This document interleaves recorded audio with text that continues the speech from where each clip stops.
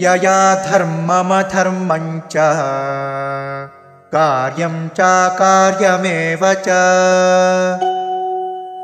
अयथावत् प्रजानाति बुद्धिः सा पार्थ राजसे।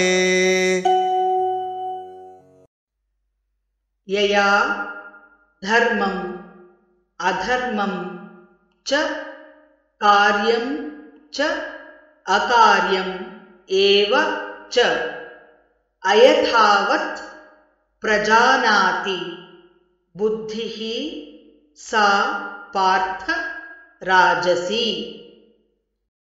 यया धर्ममधर्मं च कार्यं चाकार्यमेव च अयथावत् प्रजानाति बुद्धिः सा पार्थ राजसी।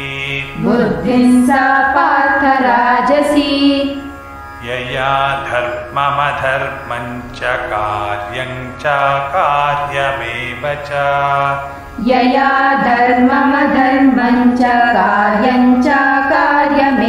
च अयथावत् प्रजानाति बुद्धिः सा पार्थ राजसी।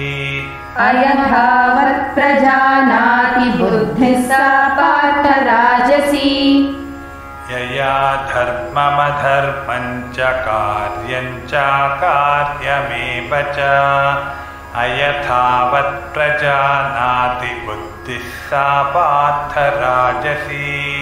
यया धर्ममधर्मं च कार्यं चाकार्यमेव च अयथावत् प्रजानाति बुद्धिः सा पार्थ राजसी।